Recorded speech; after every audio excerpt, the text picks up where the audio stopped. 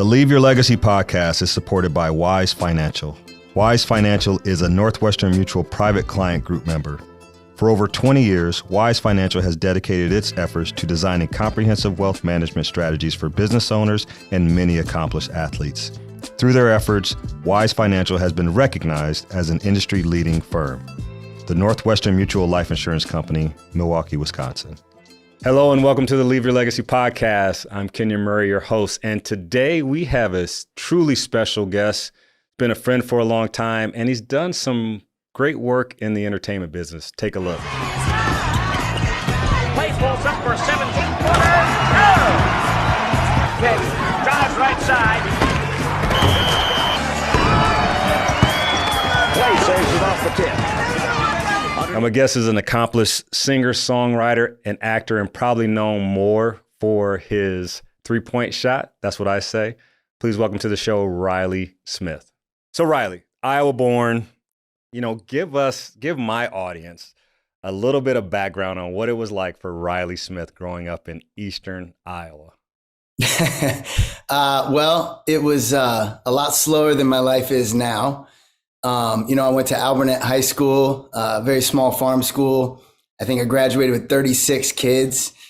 Maybe they'll say 40. I don't know. A couple didn't make it, but, it was, and that was like 2 or 3 townships all put together. Yeah. I graduated in 97. And so in the mid 90s, there was really no, internet or social media. So you really didn't have any attachment to anything other than Iowa, right, or, your surroundings. So people always ask me, like, did you know you always wanted to be an actor, that you were going to do this? And to be honest, I didn't, because there was no way to get out of town. There was no connection to that world. So I was always the kid who loved to entertain and put on shows. If my family came over for holidays, I was the one in the basement practicing my new edition, Cool It Now and Mr. Telephone Man. And then I had my sister be the background dancer. And then I bring the family down and I do a little show. Yeah. So I always had that in me. And then when I was in freshman in high school, you had to take one of a few electives, and it was like shop class, which all the guys were in, or theater, which all the girls were in. Yeah. And I was no dummy, so I went to theater because I was like one of 3 dudes. And so, you get a lot more time with the ladies. Yeah. And then you also got a lot of the lead roles because there was no competition. Like, they needed a guy. It was like I was one of a couple. Yeah. But I didn't take it too serious, but I knew I liked it. But, it was just, for me, I tell people now in LA or in my industry, it was such a beautiful way to grow up. I grew up on a horse ranch. We had tons of animals and horses, and it was just a safe environment. It was sheltered at times, but because my family was in the quarter horse business, we got to travel a lot for shows and competitions and rodeos and things. So I got to get out and see the rest of the country, mile marker by mile marker, driving the truck and trailer down the highway. So I got out more than most people I grew up with, but it was still a very simple life. Yeah, absolutely. And, people don't know our connection, but it goes back to you being a ball boy at Iowa. But yeah, like the quarter horse thing, I think that's one of the things, maybe as I look at different things about you on the internet, that's one of those things that gets lost, is like you were heavy into the quarter horse showing, and you were president of the association, and you even showed a national champion. So, That's part of your life. I don't know if you talk about it much, but being from Iowa, like, I know, like, to me, like, that's what I remember a lot about you growing up, is just being in that industry. Yeah, that was my life, and that's what I pretty much thought I was going to end up doing. As we do, as we follow in our father's footsteps most of the time, and kind of like your boys, they were born inherently with the skill of basketball, and I was born with the skill of horses. Mm-hmm. My father's a great quarter horse trainer, breeder, judge, and so I got into the industry early. But like most kids, maybe that get into it really early, I think there was a lot of times in my life where I got away from it because it just kind of got old. I got tired of it. Yeah. My dad was so cool about never pushing me to do it. In fact, a lot of times if I would get training, he would hire other trainers to train me because it's just easier to learn from other people than your dad at certain ages in your life. Oh yeah. And yeah, I know. But it was, something I think always in the back of my mind. I thought that was my not fallback, but I just thought I'd always end up there no matter where life led me. And maybe I still will, but I took a long detour at this point, but I'm really missing it now that I have my own child and I'm getting her into pony lessons and getting back on the farms. It's really, the smell is bringing me back to my childhood and I'm realizing that it's a great way to grow up because it teaches you responsibility for an animal. And it teaches you a lot of different lessons that most kids wouldn't have the opportunity to have. So yeah, I will get back into it eventually at some level, but I miss it. Yeah. Well, like I said, our connection goes through Iowa basketball. And so, I remember you being a ball boy. So what are your memories of being a ball boy at Iowa back then? Because there's a few good players that came through and you got to see some pretty good games. So well, those years obviously were very prime years. I mean, look, first of all, I have been a fan of Iowa basketball since I was born. My dad got me a hoop in the basement when I could barely walk. We'd watch every game together. I remember my parents told me, and I still have the button, but I had a button of Vince Brookins. Oh, wow. And I don't know. Yeah, that's going back to the late 70s, early 80s. Yeah. And I would walk around, I guess, and tell people, this is my brother. Yeah. And I thought I was Vince Brookins and, Michael Payne, and that was a great generation. And then obviously in the mid to late 80s, there was so many good teams. But my parents had this really cool opportunity that kind of changed the trajectory. They were on a flight to Germany to take some horses to sell over there. And it just so happened there was a summer all-star team that was flying on their plane, and Jeff Moe was on the plane. Oh, wow. And my mom and dad walked up to him and they're like, "You're Jeff Moe." And he was shocked that people knew who he was all the way in Germany. Yeah. They're like, we're from Iowa, big fans. My son, he was my favorite player. I wanted to be Jeff Moe so bad. And, everybody wanted to be BJ. I wanted to be Moe. Yeah. And he just had that grit and feistiness. And in fact, later in life, when I did the movie Radio, I paid homage to his fist pump. Yeah. So every time I made a basket in the movie, I do a fist pump. But so my parents ended up meeting him and telling him about the horse business, and he wanted to come ride horses. So they surprised me, and a week before they went off to the Elite Eight that year, he showed up at our school. I was in class, and all of a sudden you hear pandemonium, and he walks in, and they're like, "Riley, come with us. Jeff walks in. And so he takes everybody from the elementary school out to the playground, and it was me and Jeff Moe versus the entire school. Oh, wow. And it was awesome. Then we took him to lunch, and then we went back to my house and rode horses. And I'll never forget, his horse ran off on him. And we were out in the field. And the last thing you do when a horse runs off is wrap your legs tight. Right. But, being a city boy from Indianapolis, he didn't know any better. He wrapped his legs around really tight, and the horse shot off. And my dad was like, I just knew the whole state was going to hate me because we were going to break Jeff Moe's leg or arm or something right before the Elite Eight. But he made it. We got the horse stopped. But I stayed friends with him. And it was one of those moments where I think I was like 11, maybe 10. And when you have this childhood hero that is tangible and becomes your friend, it's like it changes the scope of how you view things. And then a few years later, through another mutual horse friend, they said, "We have this new player at Iowa. He's going to be the next great player at Iowa. His name's Kenyon Murray." And I'll never forget the first time I met you, and I was just in awe. And you were like a big brother to me, man. You took me under your wing, and at that time, we weren't that far apart in age, but there's a big difference between junior and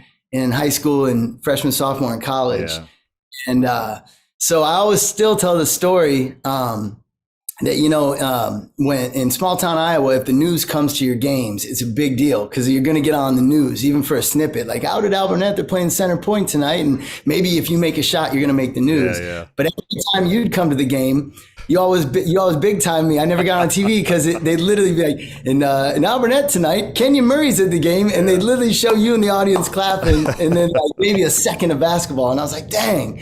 But I think we also got under the other team's skin because they were so busy looking up at Kenyon Murray in the stands. Like we were intimidating by association. Yeah. But that always meant so much to me. And I've never even probably told you this, but it's like those little things that you do when you're in the position to be able to do it, they cost you nothing but a little bit of time. And, it means so much to the person you're doing it for. Yeah. So I learned that from you, early on to give back, to be generous and be supportive. If anybody ever calls me and has a question about acting or music or needs help or guidance, I give my time because,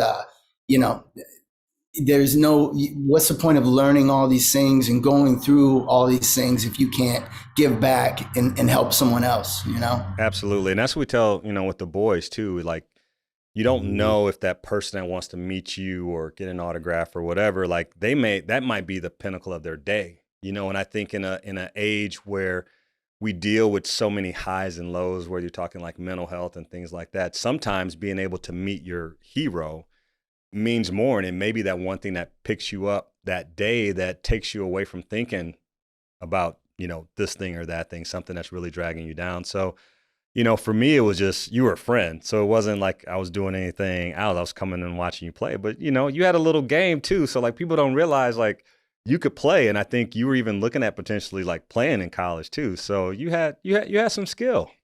I was trying, man. For 1A Iowa basketball, I made all conference. I led the team in scoring. I look at basketball now; it's changed so much. Even last year, I went back to Iowa to my high school for a game, and I was like, I couldn't have made the court on this team. I mean, It's just the game's evolved. But yeah, if you weren't guarding me, I could definitely make a bucket. I still can. But the cool thing about basketball is anything like that, horses that you do when you're younger. Just because you don't go on to do it forever doesn't mean it can't stay with you. And I used horses and basketball in my career so many times. I got to play a basketball player in the movie Radio, which, I played football and basketball in that movie. Yeah. But with football, you can put a helmet on and they can get a double for you. But basketball, you have to be able to play. There's no way you can double it. So I'll never forget after I did the read for the final audition for the director, we're in the waiting room and the assistant came out and he said, we got to take you to the director's house. We got to make sure you can play ball because they like you. Yeah. So he drove me over and I said, well, where do you want me to shoot from? He's like, just start shooting. And like a dumb young punk, I took the ball and I went straight out to the top of the key, like a 20-footer. And I took one shot and it went in. Yeah. And he goes, all right, that's all I need to see. Oh, but wow. If I'd have missed it, I could have ruined my chance at that movie. I should have done a layup or something. But it worked out, and I got to take, and then I got to ride horses in a lot of different movies because not a lot of actors know how to ride horses. Right. And so some of those special skills I got to take on and continue to live vicariously through it, Yeah, no, that's cool, man. Yeah, it was always fun. I don't know, did I ever ride horses at your place? I don't know. No, I don't think if you'd have said you wanted to, man, we'd have put you on right away. Yeah, I don't think I did. I think back then I was like, no, I'm good. Well, I mean, but your career started, so, high school basketball player, quarter horse, but you got discovered in Iowa, and it was like modeling that kind of propelled you into this new career. So where was that? I can't remember exactly where you were discovered, but then your first what was it, Tommy Hilfiger? You were on like a Tommy Hilfiger deal. Yeah. Yeah, it was so back in the late 90s, there was no Instagram or anything where you could be your own model and business manager. The only way you were really getting out of town is if you moved out of town or if someone found you and plucked you and took you out. And that was kind of a big deal back then. So there was a model scout that found a bunch of people from our hometown, Cedar Rapids. People don't know this, but there's so many great entertainers that have come from there. Ashton Kutcher, of course, who got discovered by the same lady that found me at the same time. So we flew on a plane to New York together. And there's a bunch of different stories about the way this lady found me. I was at a mall picking up my tuxedo for prom. She approached me, and then I was singing at a Miss Iowa beauty pageant. I was like this entertainment, and there for that too. And so I guess it was just meant to be that, this lady was put in front of me, and that was at the end of my high school, my senior year. And so I was, trying to figure out if I wanted to go play basketball in college, but it was going to be JUCO or small school at best. And then this opportunity out of nowhere came up in front of me. And so I begged my parents, like, give me the summer to do it in between senior year and freshman year of college. And then I never went back. I moved to New York a month after I graduated. And then I literally never went back. I was in New York for about 6 months, pounding the pavement, doing modeling and acting classes. And I quickly got an agent right away for acting. And then within a couple months, I got a Wendy's 99-cent chicken nugget national commercial that got me my SAG card, Screen Actors Guild card. And then I was on my way. And it was a very quick trajectory for me. But at the same time, it was very slow too. Everyone thinks overnight success is a real thing. And most of the time it's not. Every once in a while, like Ashton Kutcher, it is. He did one pilot 70s show and then that went forever. But that was a rarity. So for me, I got a lot of jobs really quickly, but a lot of them didn't stick, or, they ended. And then it's turned into this, me being kind of a journeyman actor, so to speak. Yeah. And there's different levels. I think when people think about actors, they think about your George Clooney's and people like that. And that's a really small percentage of the entertainers that we see when when we're watching movies and things like that. And you've been in it for a long time. So what's been, you've had to have a level of resilience because you probably got told no a lot more than you get told yes. And how do you keep your confidence up, when you are getting the no's and you're putting in all this hard work and you're not seeing results, like what keeps you going? It's a great question. And it's funny that people do say that to me a lot. You're so resilient. And I've never looked at it that way. And I mean, maybe that's the first point to this is that when you're going through it, you can't keep track of the wins and losses. Right. Yeah, you're right. I had way more no's than I had yeses. The yeses felt way better than the no's. And so it only took one yes to, cancel out a lot of the no's. And that kept me going. And then I think there was a belief that you just have to have like an internal belief, and you have to have blinders on. You have to block out the noise. I always, for me personally, I saw that I was right there at all times. I was getting so close. I was getting good breaks. I mean, within about 5 years of being in the business, I had done all these TV pilots, and they didn't get picked up, but it was so hard to even get those TV pilots. Right. Most people don't even get those. So I knew I was in the game, and I knew it was just a matter of time. And all you had to do was keep going. And then I when I was, like I said, like 4 years into it, I was doing all these big teen movies. And movies that, like, I did this one Disney movie that called Motocross that I was just happy to get.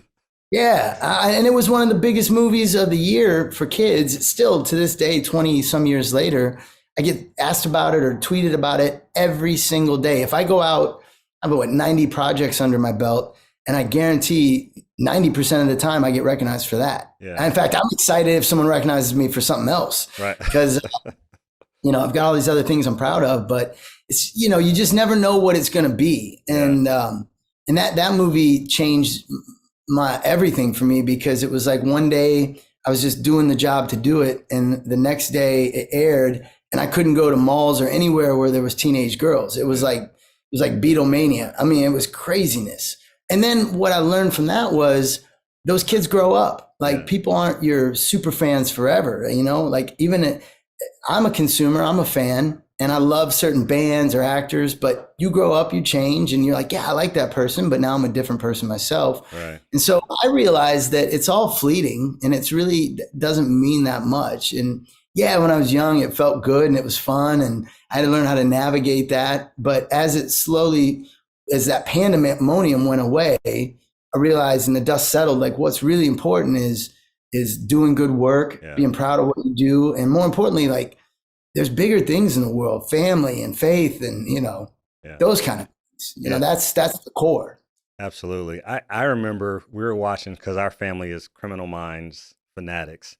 And all of a sudden we're watching the episode and here's Riley got a girl holding her hostage at the high school. We're like, is that Riley? You know, but it's like so cool because it's that moment where you're like, dude, like you're Riley to me. Like, you know, I didn't, you know, not that it's bad or whatever, but like you're my friend and I know you as Riley, you know. I grew up watching you play and hanging out with you, and then you see you on the big screen. It was like, it's kind of cool. It's like, yeah, like I know that dude.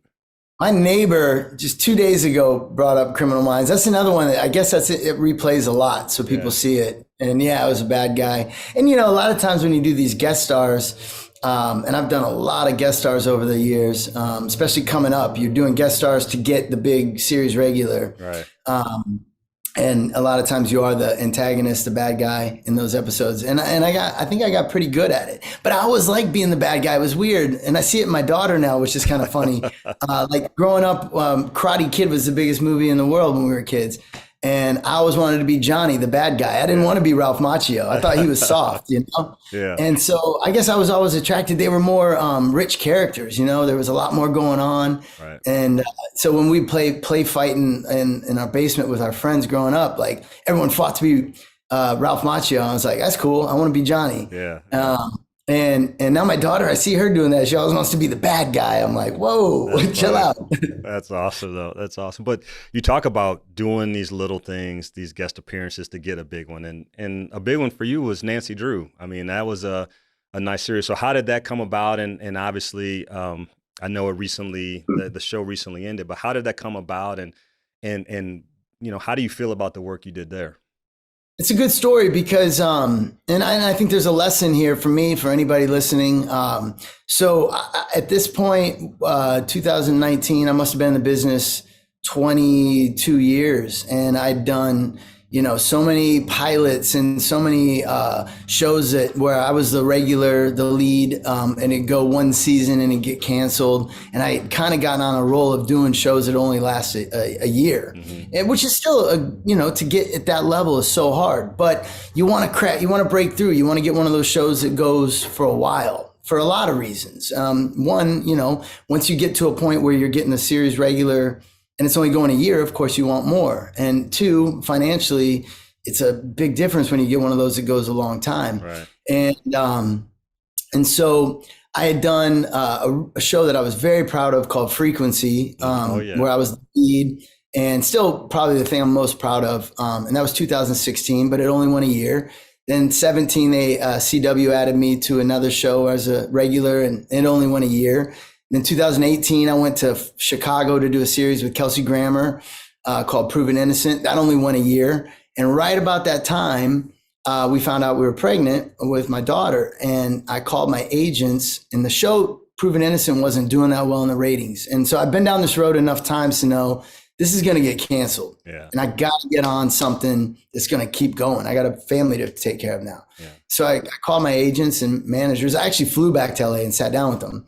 And I told them, you know, we're having a baby and I need a show. And the next day they got me an offer for Nancy Drew, and they called and they said, look, this isn't going to be the sexy guy that you want to be playing. Yeah. And it's not the number one guy on the cast list. You know, he's number 6 on the cast list and he's the dad. But the show's going to go for a long time, and you're gonna be able to set your family up really well for a really long time. And the lesson was that, you know, sometimes you have to put your ego aside, you have to put yourself aside, and you have to make decisions that best take care of your family or your future. And that's more important than, you know, the ego. Right. And you know, 4 years later, the show just ended. So it was the longest running show I'd ever been a part of. And something I'm so proud that I navigated that decision. I mean, I got ahead of that loss. You know, I knew that Proven Innocent wasn't going to last, and I actually had to ask to get out of my contract on that show because it wasn't technically canceled yet. And Nancy Drew was about to start, and Fox wasn't going to let me out of the contract, and I had to take a bold step and ask to leave that show, even though maybe it would have kept going and went on for a long time, but I Right. took a chance and I trusted my agents and I trusted my gut that Nancy Drew would be the one. And I politely asked to get out of the Fox contract. I got on Nancy Drew and everything worked out. But it was being in the business long enough and trusting my instincts, trusting my representation to navigate to get to this place. And it ended up being the best 4 years of my life. I mean, we've been living up here in Vancouver, Canada, where we filmed the show. Yeah. Beautiful place to raise a family, much better than LA in my opinion. And my daughter had got to live this beautiful 4 years of her first 4 years of her life, you know, in this great town and kind of live a normal life. I mean, it's not LA up here. It's, you know, my neighbors, half of them don't even know I'm an actor. You know, it's like, cool. We just kind of hang out and I get to play dad and do what I love to do. And it seems like I finally figured out how to make my job, my industry for me, just a normal life, like a job. It's what I do. It's not who I am. And I love it just as much as I did day one, but it's, you know, you start to put everything in perspective. You know, you mentioned it earlier, just being a dad. So you could just be you there. Like how has becoming a father changed? I don't know, like whether it's your perspective, your purpose, like what has being Shiloh's dad for the last 4 years meant to you? Man, I will try not to get emotional, but I had gotten to a point where I was literally tired of being selfish.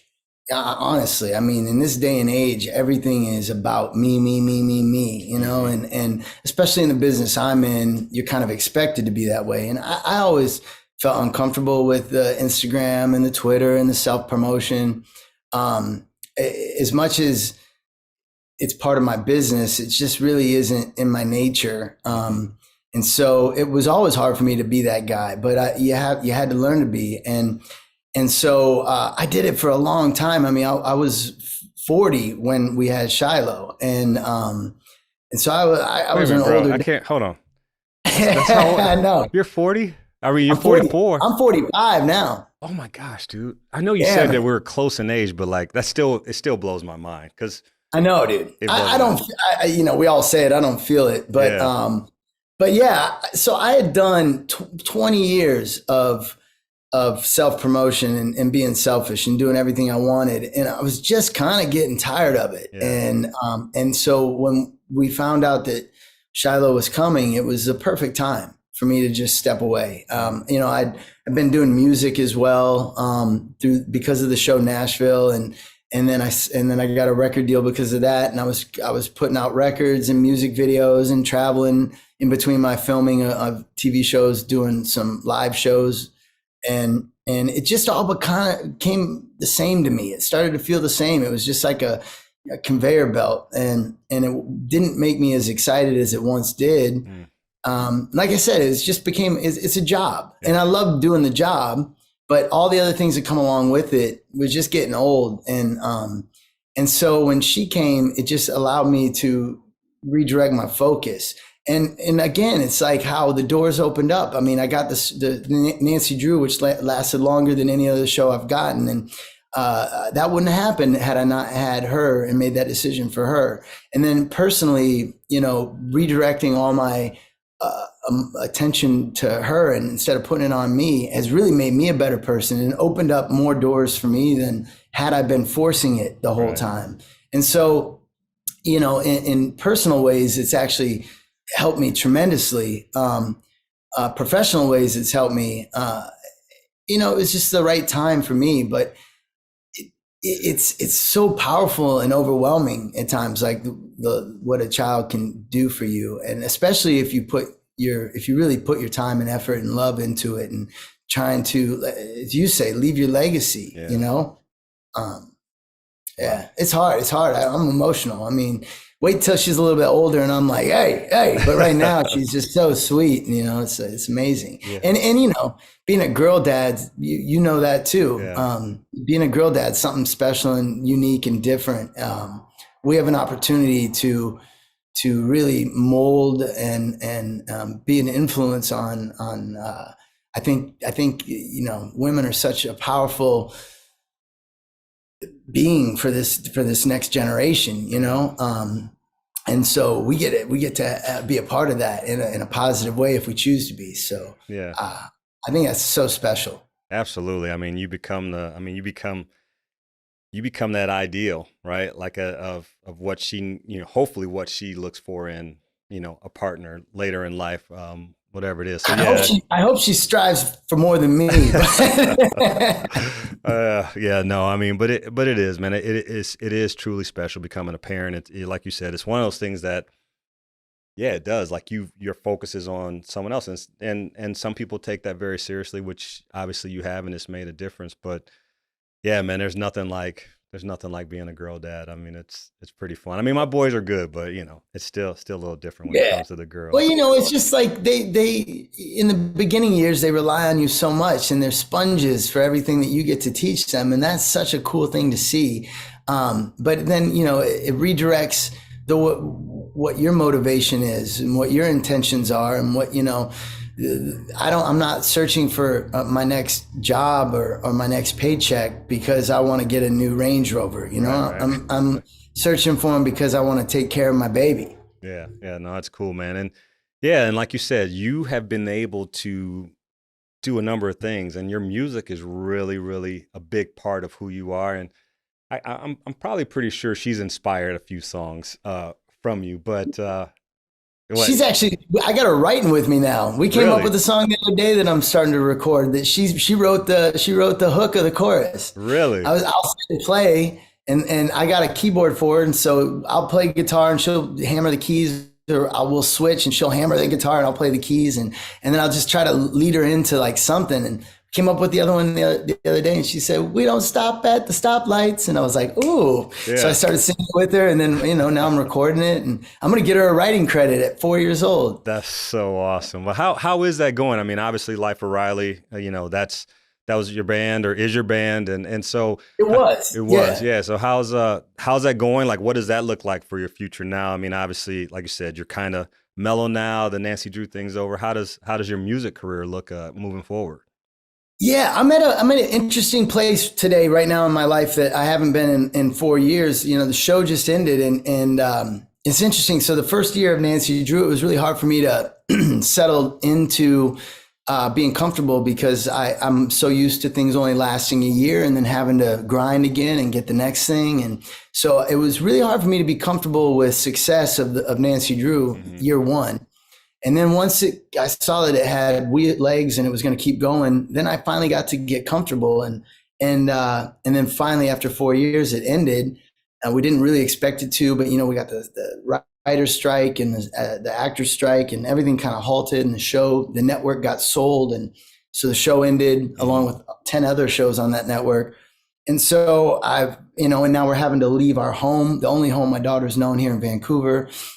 And so it's kind of the end of a chapter, and we're about to start a new chapter. And with that is music too. When Shiloh was born, I kind of just put music down. I was, like I said, tired of being selfish. I'd kind of written everything that I had in my mind.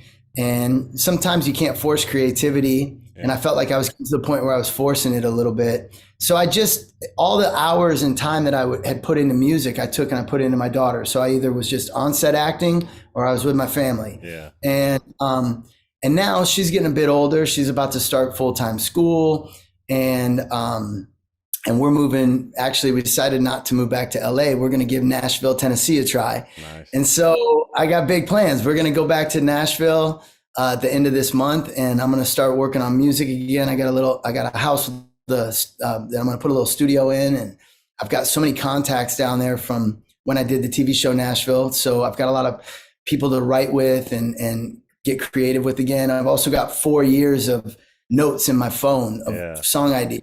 So now I got the ammo again, I'm refilled. So I'm ready to go again. But sometimes you got to take those breaks for yourself and not force it. And so we're going to move next month and wait for the strike to finish up. And then, I'll plan on getting on another show, and I'm planning on starting to make music again, and it'll be the start of a new chapter. Yeah. And it's scary. It's sad, it's exciting all at the same time. I mean, I I don't want to ever be complacent, but I also like to, it felt good to be comfortable. Yeah. And so now you got to get out of your comfort zone again, and you kind of got to step into new territory, and you got to get hungry again. And a lot of times all those emotions are perfect for writing music. And the acting thing, I never worry about. I've kind of established myself in that world. And so I know that that'll take care of itself. It's what I do for a living, but I'm excited to embark on this next chapter and see where it takes me. I honestly have no idea. I'm just going to kind of keep everything open and go through the doors that open up. That's pretty cool, man. I'm excited for you. And like you said, you don't grow when you're comfortable. We grow and we mature and we change when we're stretched. And that's, kind of the situation, that you're in right now. But let me ask you this too, on a serious note, obviously, I don't know a whole lot about the writer strike, but people that are in the industry that maybe aren't as established as you are. And then maybe they reach out to you and you talk to them like, so what are you telling, some of your friends or coworkers or colleagues, people that that maybe not be in your situation and they're kind of waiting to ride this thing out? Like, what's your advice to them? Because it can be pretty scary, especially if they don't have, like you said, the background and establishment like you do. Yeah, it's a really tough time right now for entertainers that are just starting off or still trying to come up. I know COVID, the lockdown of that really put a halt to everybody's work. And then I feel like everybody kind of just got out of that. And then now we've been shut down again for the strike. It's a much needed strike on our end of it. There's so many things that we have to fight for. Unfortunately, it came at a bad time, and there's never a good time. Right. But the one thing that I try to tell, and you're right, I have a lot of friends who are coming up in the business or friends that maybe aren't as far along as I am. And, number one, I think that you have to find, in our business, you have to find a way to sustain, right, which is a real job. You have to, get your 9 to 5 or your nighttime bartending gig or waiting job, whatever it is, but you have to find a way to establish an income so that you're not reliant on acting or music or whatever that is, influencing whatever it may be. Because if you're reliant on that, then you start to get desperate, and then your back's against the wall. And as long as you can sustain and pay your bills and live, you'll have the freedom to be artistic and create and be who you're supposed to be in that arena. Right. So you have to free yourself up that way. So I always tell everybody right away, find a job that pays the bills so that you can continue to chase your dream, right, whatever it may be. It could be in any avenue, but you have to be able to don't try to make a living off of it right away, because then you're working out of desperation. You put yourself on a timeline, because you're like, I have this long before I can't pay bills. Something's got to give. Well, that's going to be the worst way to try to, make something happen. So financially set yourself up to where you have a job and that you can pay the bills. And then you just have to trust the process, and you have to do it for do it for the love of it. Don't do it for any other reason. I think so many people get into the business to be a star, and life isn't really about stars. Stars are fleeting. Stars burn out.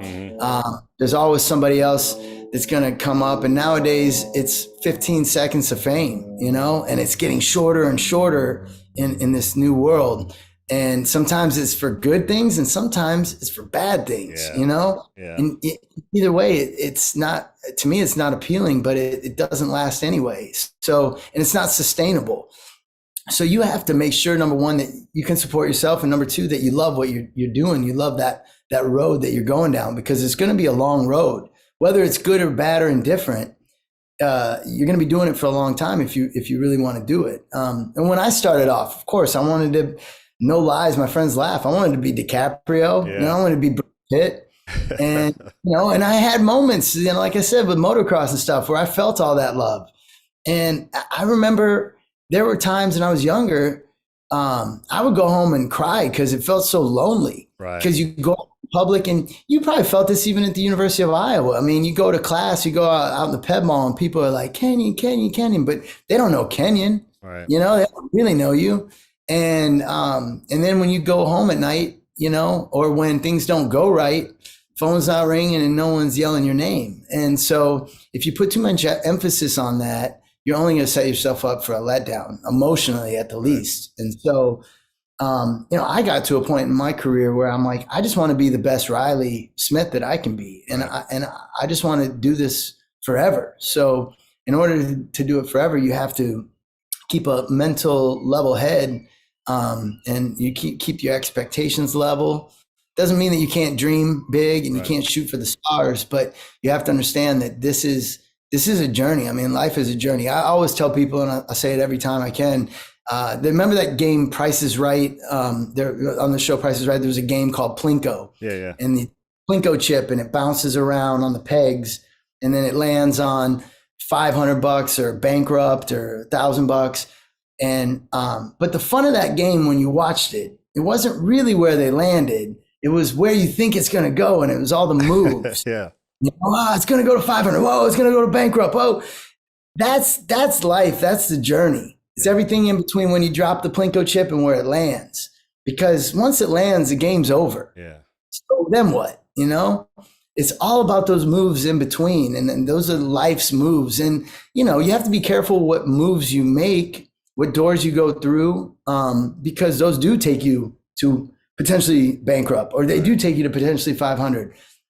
But really, life's sweet spot and what it's all about to me is that in between, you know, the journey. It's not about where I'm going to end up, you know. And if I do everything right, and if I make the best choices I can, and I you know, I try my best and I put it all out there in those moves, it's gonna take care of me where it lands, you know. Absolutely. And where you're talking about that journey, I look at it as the process. You know, it's one of the things I talk about is like, to be great at anything, you have to love the process, because you're going to spend more time, whether it's going on auditions, you know, going through lines, those kind of things, than actually being on TV. I tell kids all the time, you're going to spend more time in a weight room or in the gym doing skills than you will ever spend playing basketball. And if you don't love that process, then you will never be great, because you'll get burned out really fast, and, you know, life can go a different way. So I think it takes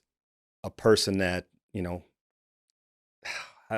it takes a lot of stick-to-itiveness, or a lot of, like we were talking about earlier, resilience, because, you know, there's going to be, any journey has ups and downs, there's roadblocks. And I think that's the thing that people have to realize is like, the journey is the journey, right? And you have to be in that and locked in, or else, you know, you're going to be led astray. And I just think that's something I say all the time, man. If you don't love the process of getting to where you want to get to, then you'll never get there. And that may make sense, it may not, but that's just really how I look at it, because I look at Chris and Keegan as NBA players, and I know they love the process of being in the gym every day and putting the work in and being in the weight room. And I've seen so many kids that may be more talented than them, they didn't have that same kind of focus. And there may be more people more talented than you in this industry, but because of how you've locked in and done the things you've done, you've had more success than they have. And so, you know, I truly believe that. I love the Plinko description, but you are right. That's the most important part. Yeah, you're right. As far as the process, because ultimately when you get the opportunity, you have to have that background built in from the process, you know, those hours and hours and years of tuning your body and your mind and everything to be ready. And then when you get the job, it's autopilot. You don't even think about it anymore. Like, your body just reacts, your mind just reacts, you know? And you're right. Like, I say this over and over again. There were so many kids that were more talented, better looking, whatever you think it takes to be where I'm at. Yeah. I was never the best of any of those things, but I just grinded and I stuck with it. And I learned to get good at the little things to get me to the big thing, you know, like auditioning in the beginning. I got really good at auditioning and I really liked it. It was like a competition for me. Yeah. And all those guys, you know, when you get to a certain level, it was about the same 10, 15 guys at the very top.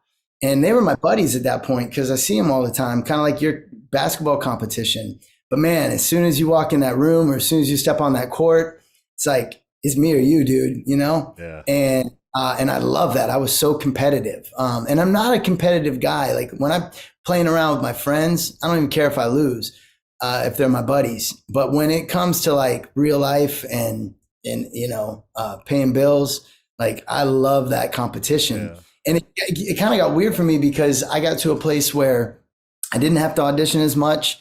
A lot of people were calling me, and I kind of missed, you know, every once in a while I get a call, my agents to be like, they want you to read for this and we don't think you should have to read for it. And I was like, no, I'll read for it because if I'm going to get the job, I got to do it anyway. Right. So let's do it now, you know? And they're like, yeah, but then you could lose it. I'm like, I don't care. Let's go for it. You know, I love that, but that's the work, you know? And yeah, you said it before.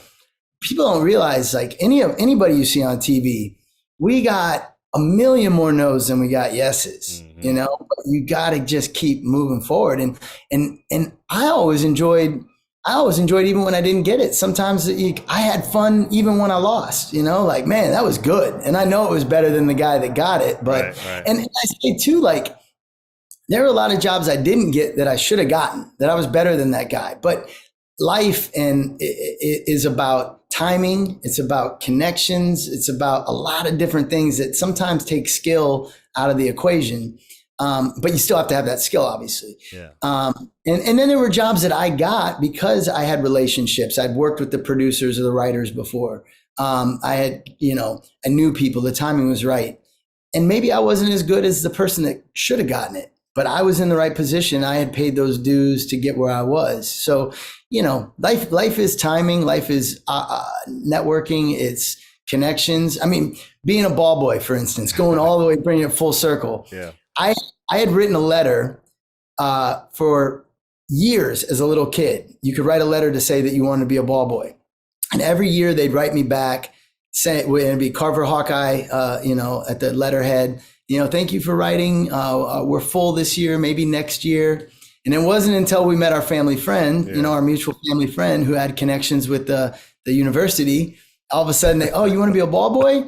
Write the letter, see what happens. Yeah. I wrote the letter and boom, I was a ball boy. And that was my first experience about, you know what, life's more than just throwing up a prayer. You got to know people too. Yeah, no doubt. That's so funny. But man, no, I appreciate everything. But one thing I do with all my guests is we do rapid fire questions. So I've got 3 rapid fire questions for you that I'm going to throw your way. All right.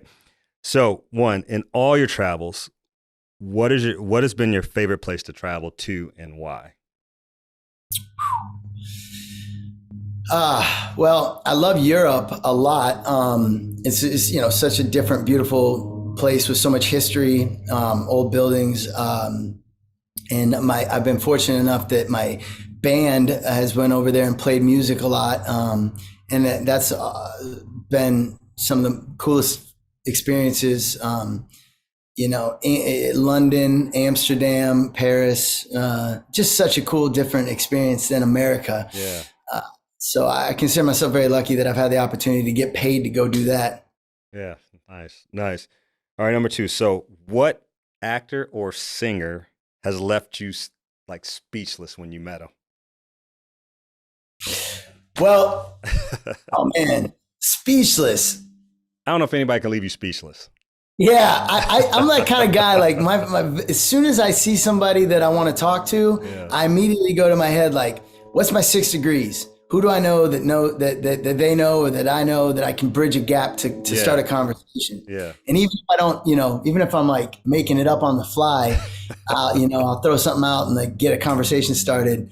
Yeah. But I you know, athletes have all. I'm a big sports fan, and athletes have always kind of been the people that leave me the most speechless. I've always felt with entertainers, I'm in their field, I'm in their world, so you know, I gotta be a part of that world and not get too. But I'm trying to think, man. And the cool thing about athletes is athletes love entertainers. Right. So they want to talk to the actors. Actors want to be athletes. Man, I don't get speechless too often. Okay. So, but I've met a lot of great people. You know, big people in my life. All right, who's the biggest star? I mean, if you said, "Hey, I had a 5-minute conversation with this actor or actress," then most people be like, "Really? You got to talk to them?" Like, who would you say is like that person for you? Oh man, I mean, it's all relative, I guess. I've hung out with everybody back in the day, you know. I Yeah. mean, Yeah, you and did. I it, remember some stories. Yeah, yeah, you've yeah. had, yeah. My friends call me the connector Okay. because I like to connect people. If I'm the kind of guy where I share my friendships. You know, if I know you and I know somebody that's like, oh, Portland Trailblazers are my favorite team in the world, and I'm like, I can connect you. I know somebody. You Yeah, know, yeah. like I share my friendships, and so because of that, I feel like when you do give back like that and you put people together, people remember that, and Yeah. then that comes back full circle. And so, I mean, you know, it's all relative. I've literally hung out with everybody, and back in the day, my house kind of used to be the central place that everything came through. Yeah. So I should have like I It's should all have right. Yeah, somebody you off the did a top of my great head. job of avoiding the answer, avoiding the question. So we're Yeah. I mean, we're I good. guess I did get to back in the day. I've met DiCaprio a few times, and you Okay. know, growing up, he was my idol, Yeah. and so that was always like I was a little bit nerdy around him. You know, Yeah. I wasn't as smooth as I could be. And I remember one time I took my mom came out to Los Angeles to visit, and we went out to a restaurant bar. It was a real exclusive small spot, Yeah. and we're having dinner. The tables were real tight, and I knew DiCaprio was right next to us, Yeah. and his back was to her. They were like literally back to back, but she didn't realize it. And so finally, about halfway through dinner, I'm like, "Hey, mom, turn around." She turned around, and she bumped him, and he turned around, and she was just like, she Yeah. couldn't speak, and we all started dying laughing. You know, he's used to that, Yeah. and you know, there was another time we were in a club and Timberlake was there and all my buddies were out visiting for spring break. This is back in the 2000s, like Yeah. NSYNC. And they kept staring at him. So I just walked up. I didn't know him. And I was like, hey, man, I don't know you, but I know my buddies keep gawking at you. So like, if you'll just like say what's up to them, I'll make sure they stop being weird, you know? Yeah. And Yeah. so, you know, stuff like that. But literally in the business I've been in over the years, I've been fortunate enough to meet a lot of people, you know, and become friends with a lot of people, you know? No, that's awesome, man. That's awesome. All right. This might be tough, and I probably won't get you to answer this one, but okay. If you could listen to one recording artist for the rest of your life, not you, who would it be? I don't even listen to myself. Ah, man, that's a wide, a broad question. I like so many types of music. Elvis, I've always been infatuated with Elvis. Yeah. And I could listen to him forever. You know, I would probably go with Elvis. But What was it? What was it about him? What was it about him that you just really, really connected you to him? yeah, well, his voice was so soulful, and you could just feel it before you even saw him. Mhm. And then you know, there was something about him that changed pop culture. Yeah. He just had such a big persona, and there was like mystery about him, and you know, he was so emotional, Yeah. and I always loved the way he loved his family, his mom. It was something, you know, I've always been a huge fan of Elvis, but I love all kinds of music. Yeah. And when they say like, what's, you know, one album you could take with you to a deserted island, I'm like, I don't know. It's all over the place, but yeah, let's go with Elvis today. Okay. I like that. I like that. Well, hey, one thing I do too is I always have a quote. You know, I feel like a quote that really exemplifies you and kind of what you're about, and even our conversation here. And as I was thinking about it, I have it's actually from a world champion gymnast, Nadia Comaneci, and it says, "Enjoy the journey and try to get better every day, and don't lose the passion and the love for what you do."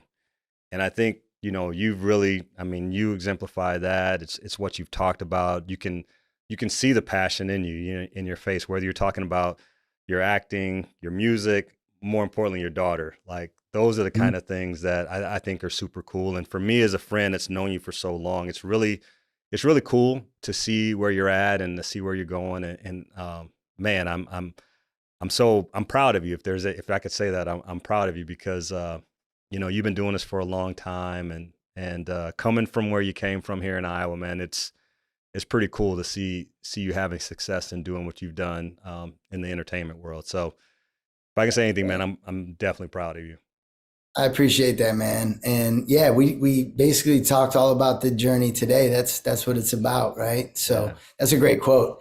And I'm always proud of you, man. I'm glad we have gotten to stay so close all these years. And and I love all the things that you're doing now.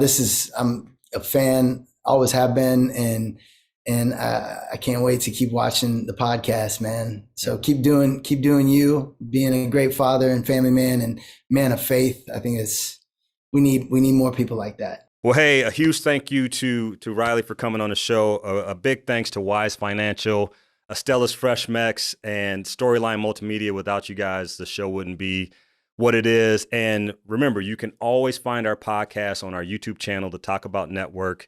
You can go to Spotify, Apple iTunes, or even the iHeartRadio platform, Spreaker, wherever you get your podcasts. I'm Kenyon Murray, your host. Until next time. This podcast is sponsored by Storyline Multimedia. Storyline is an Iowa City-based media company that specializes in creating high-quality video, photo, and audio productions for local businesses. Not only that, but they also produce a number of podcasts, including this one. So if you're interested in sharing the story of your business with the world, contact them today by visiting StorylineMultimedia.com. And remember, your story matters.